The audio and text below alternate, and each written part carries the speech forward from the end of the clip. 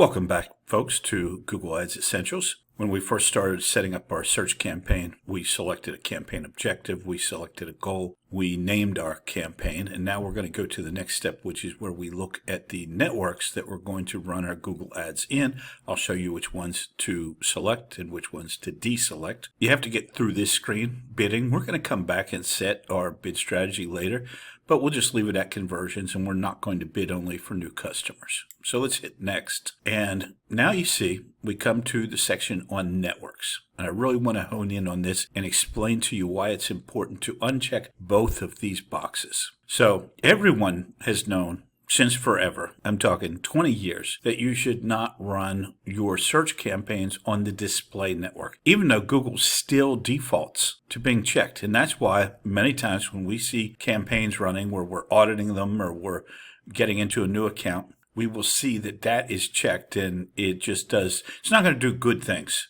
to your search campaign. It's not going to generate you leads. You can run ads on a display network, and there are times that it makes sense to do that. Say you're running a branding campaign or something like that, but not as part of a search. So the first thing we want to do is turn that off. Now, historically, we have run search partners in the past. Search partners used to give you maybe 5% of your traffic. And you could run it, and then you could check your campaign later on to see if any of that search partner traffic was converting into leads. And sometimes you'd get a few leads, and they were mostly low-cost leads. So you'd be like, okay, this is just a little extra that I'm getting from search partners. Now what we find out, if you turn search partners on, which of course Google still recommends, what we found is up to 900% of your traffic will go to search partners, and it will generate a flood of junk conversions, junk calls, job calls, people that don't speak the language, people out of your area. And that's because Google Search Partners is a loose